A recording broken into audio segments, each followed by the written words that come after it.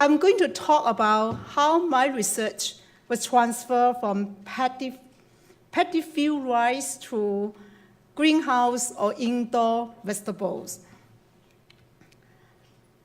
I had my basic training in South China Normal University to a biology teacher.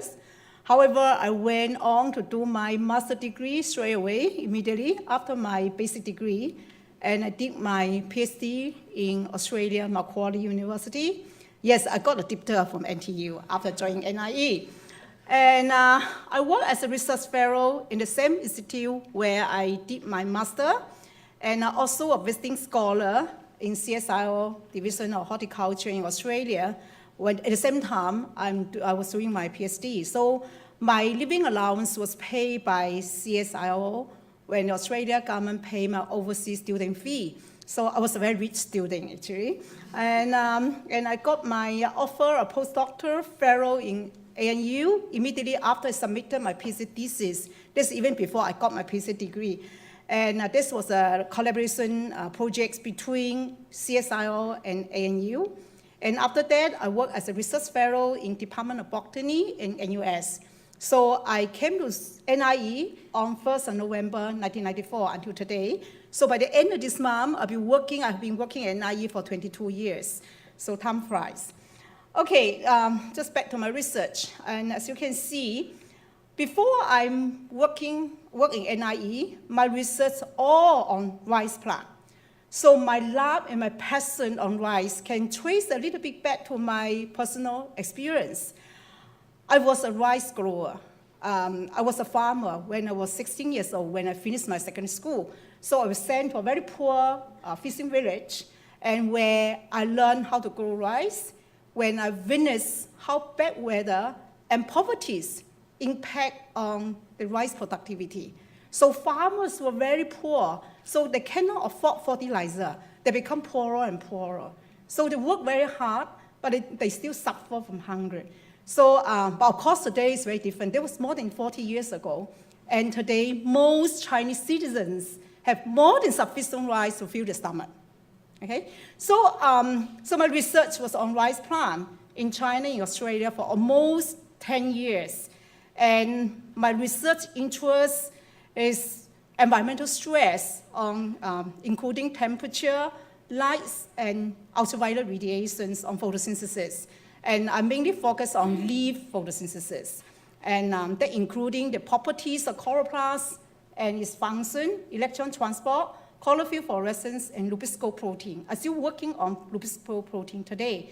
So I work in South China for a rice project. So I work in Lytton in New South Wales in Australia. That's the capital of growing rice.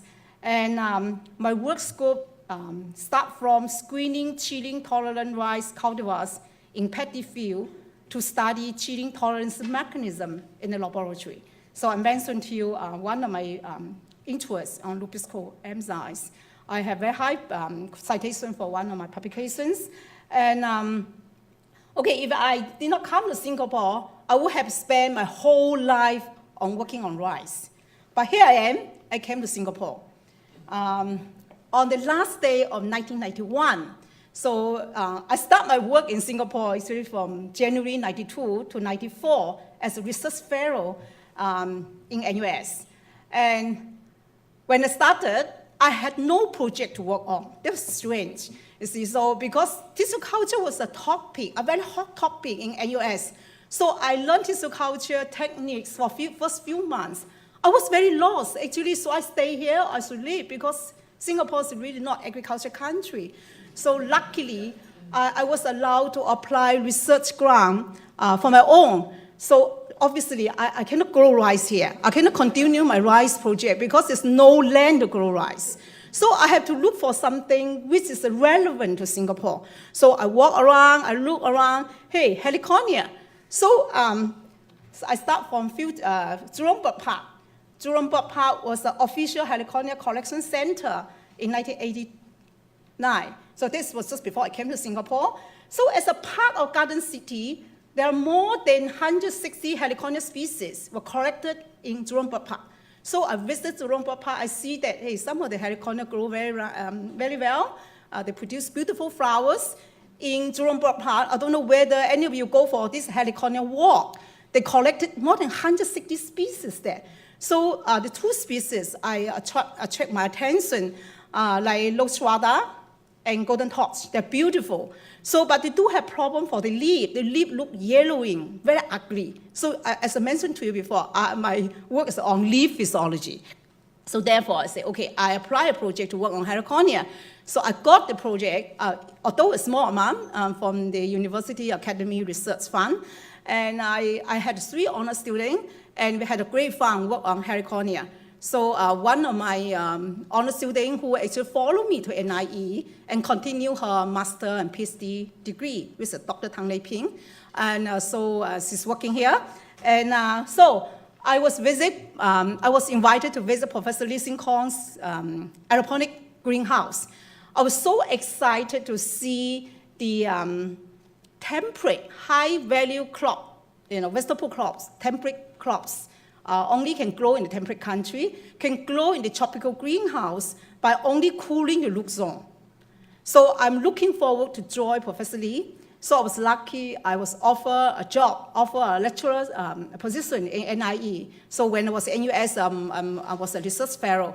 So not only can see the temperate crops can grow well in the hot tropical greenhouse by cooling only the root zone when the aerial part exposed to hot ambient temperature.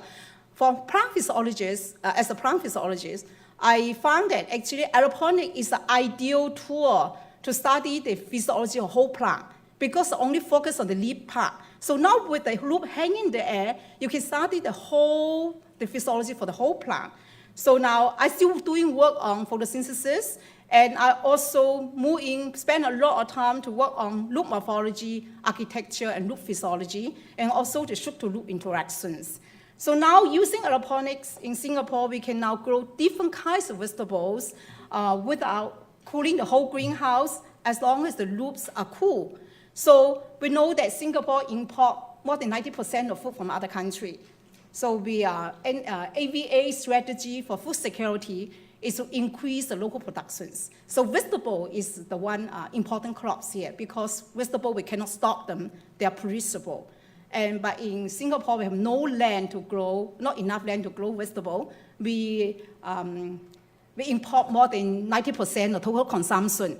And we suggested aeroponic for vegetable production in a space-limited environment in Singapore. So we suggested rooftop farm and also vertical farming. In Singapore, we were surprised to know we have about 1,000 hectares of rooftop area for farming, but we have tried very hard. We actually don't really have that enough land. We don't have a support because they have a building regulations, and so now we have to think alternatives. So that's why we move into vertical farming. So this is our strategy. We have an integrated vertical aeroponic farming system, and that is my research team. So we got that from Singapore Millennium Foundation.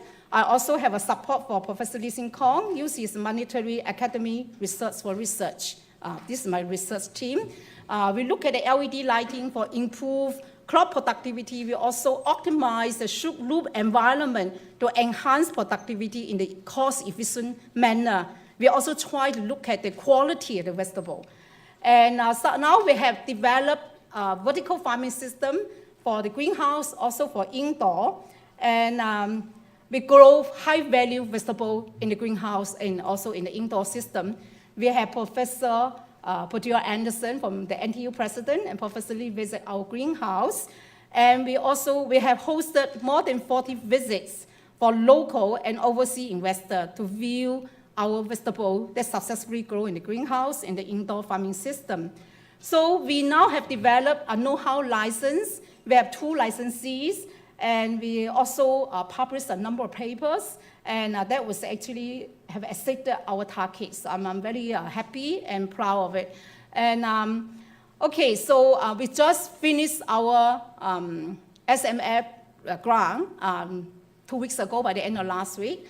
But for the application of LED lighting for vegetable production in Singapore, it just began. Because according to the report from Suez Farm, Now in Singapore, we have 7 vertical farms.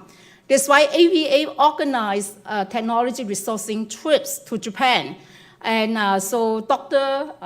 Ko Bo-kun, Minister of State for National Development, led the trips. These trips including government agency, researchers, I'm one of them, and a local farmer. So the objectives of the trip was to understand and learn about the indoor vegetable farming technology in Japan, because Japan has the most number of indoor farms, and they increased from 34 in 2009 to 191 this year. I also linked the topics of photosynthesis and plant productivity and practical session of undergraduate and MIS course to the application of LED lighting for vegetable production on my projects.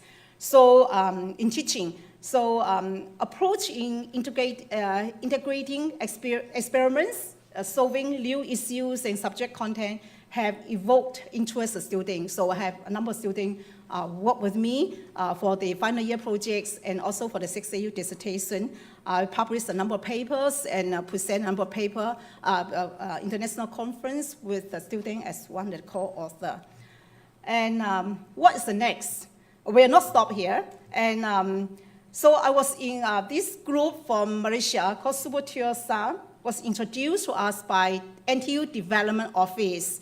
And I have a number of meetings with that CEO, Dato' Dio, and we are discussing on the collaboration on the teak tree plant physiology research of aeroponically grow temperate subtropical plants in the tropics with the manipulation of low zone temperature.